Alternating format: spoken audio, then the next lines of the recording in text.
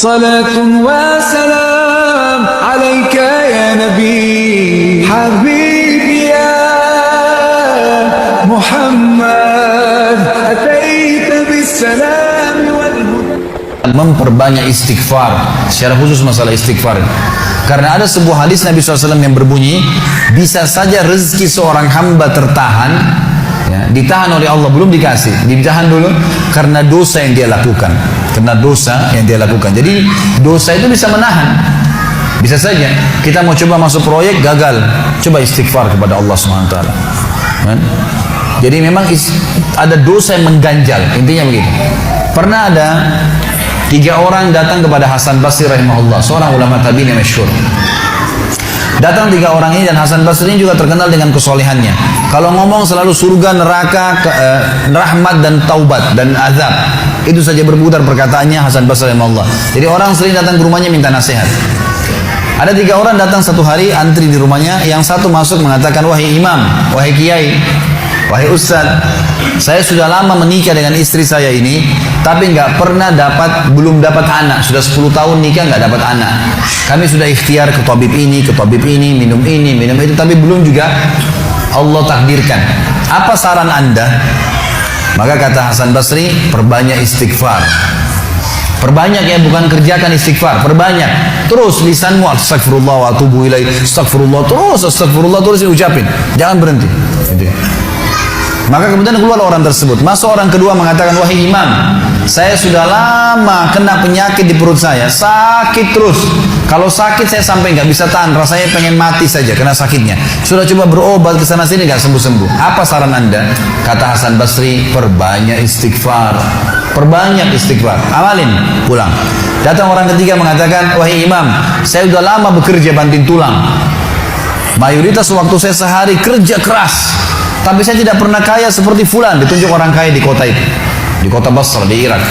Apa saran anda? Kata Hasan Basri, perbanyak istighfar. Pulanglah 3 orang ini. Lalu kemudian istri Hasan Basri bertanya, wahai suamiku, ketiga orang ini tadi butuh, satu mungkin dikasih modal, mungkin satu ditunjukkan tabib yang tepat, mungkin obat. Kenapa anda cuma suruh istighfar saja? Kenapa enggak istighfar diikutin dengan yang lainnya? Dikasih modal, dikasih obat. Kata Hasan Basri, wahai istriku, tidakkah kau dengar kalau mereka sudah ikhtiar dan sekarang tinggal mereka terbuntu, tertutup di sebuah pintu yang mereka tidak tahu bagaimana jalan keluarnya. Maka saya mengingat firman Allah dalam surah Nuh. Surah Nuh ini surah nomor 71 ya. Ayatnya ayat 10 sampai ayat 12. Nabi Nuh alaihissalam berkata kepada kaumnya tentang istighfar. Surah Nuh surah nomor 71 ayat 7 ayat 10 sampai ayat 12. A'udzu billahi minasyaitonir rajim. Faqultu astaghfiru rabbakum innahu kana ghaffara. Yursilis samaa 'alaikum midrara wa yumdidkum bi amwalin wa banin wa yaj'al lakum jannatin wa yaj'al lakum anhara. Kata Nabi, kata Allah Subhanahu wa taala, Nuh berkata kepada kaumnya, istighfarlah, minta taubatlah kepada Tuhan kalian, sesungguhnya Dia Maha menerima taubat hamba-hambanya. Manfaatnya Dia akan menurunkan untuk kalian dari langit midrara. Midrar kata para ulama tafsir bisa berarti hujan yang lebat, bisa berarti rezeki yang non-stop, terus dikasih sama Allah bertubi-tubi. Dan dengan istighfar Allah akan memperbanyak harta dan keturunan kalian, dan Allah akan jadikan kebun-kebun kalian lebat, dan Allah akan suburkan juga seluruh sungai-sungai kalian. Jadi di sini manfaat daripada istighfar. Ada kisah yang lain teman-teman sekalian, kisah Imam Ahmad rahimahullah. Imam Ahmad rahimahullah dari 4 mazhab tadi, Abu Hanifah, Malik, Syafi'i dan Ahmad. Ahmad bin Hanbal muridnya Imam Syafi'i. Mazhab yang keempat. Imam Ahmad rahimahullah di akhir hidup beliau ulama besar hadis. Di akhir hidup beliau pernah terlintas di benaknya untuk mendatangi sebuah kota di Irak. Kenapa ke sana nggak tahu. Pokoknya pengen ke sana gitu. Imam Ahmad pergi ke sana. Tiba di kota itu, tapi saya tidak temukan dalam riwayat ini kota apa yang dimaksud. Tiba di kota itu, Imam Ahmad tiba azan maghrib. Lihat masjid, ada satu masjid, masuk masjid itu sholat berjamaah. Orang nggak tahu dia, karena zaman dulu orang tidak ada foto, tidak tahu lihat bagaimana wajah siapa orang ini, nggak kenal. Habis sholat maghrib, Imam Ahmad duduk sedikit baca Al-Quran. Azan Isya dia ikut sholat. Selesai Isya, Imam Ahmad pergi ke pojok masjid, mau geletak tidur. Marbot masjidnya datang, dekatin. Wahai syekh. Syekh ini dalam bahasa Arab 3 artinya. Bisa hal dari tiga. Bisa orang tua, syekh. Bisa orang alim, bisa orang kaya. Jadi tidak selamanya kalau antum dipanggil di Saudi syekh dianggap orang alim. Bisa saja orang tua. Dipanggil, hai syekh. Orang tua maksudnya. Ngapain anda di sini? Kata Imam Ahmad, saya musafir. Gak kenal orang siapapun di kota ini. Besok pagi saya mau pergi. Gak ada tempat nginap, saya mau nginap di sini. Karena zaman dulu gak ada penginapan-penginapan kayak kita sekarang, banyak hotel segala gitu. Kata marbotnya nggak bisa. Masjid nggak boleh tidur. Kata Imam Ahmad, saya didorong-dorong keluar dari masjid. Orang ini nggak tahu kalau ini Imam Ahmad. Kalau tahu mungkin diundang ke rumahnya. Tapi ini marbot, masya Allah, istiqomah nih gitu. Keluar dari masjid, ditutup pintu masjid sama dia. Imam Ahmad lihat orang yang sudah pergi. Imam Ahmad lihat ada teras masjid, tidur di teras masjid. Balik lagi marbotnya.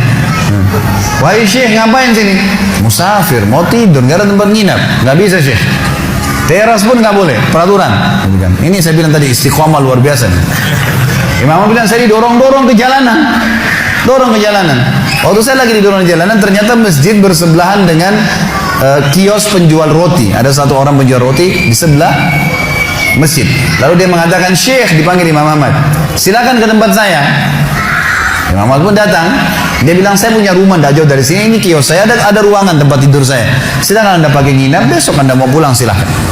Kata Imam Ahmad menceritakan tentang keadaan dia dengan penjual roti ini. Dia bilang, ada satu perilaku penjual roti ini yang unik. Imam Ahmad tertarik dengan itu. Dia bilang, setiap kali orang ini pecahin telur, ngambil terigu, ngambil garam, itu sambil astagfirullah wa atubu ilaih, astagfirullah wa atubu ilaih. Terus lisannya nggak pernah berhenti nih, astagfirullah wa atubu ilaih, kecuali Imam Ahmad bilang, saya ajak ngomong atau dia bertanya pada saya.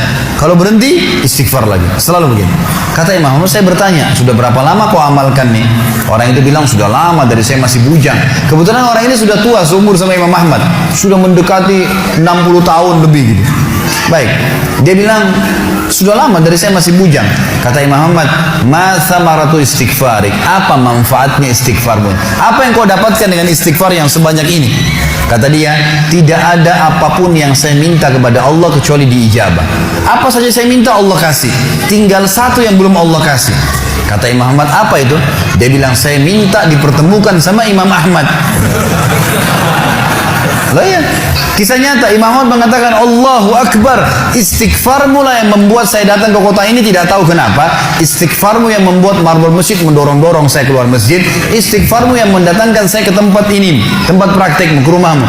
Karena saya adalah Ahmad bin Hanbal. Saya adalah Ahmad ibn Hanbal. Bagaimana istighfar teman-teman sekalian mendatangkan rezeki yang luar biasa. Permintaan apapun didatangkan. Seorang alim ulama biasa didatangin, ini malah didatangkan sama Allah ke tempat orang ini karena istighfarnya. Jadi memperbanyak istighfar manfaatnya sangat besar. Hadis Bukhari kata Nabi SAW, siapa yang mulazamah selalu istighfar, Allah akan jadikan jalan keluar dari masalahnya dan Allah akan berikan rezeki dari tempat tidak disangka-sangka. Salatun wa salam alaika ya Nabi Habibi ya Muhammad ataita bis salam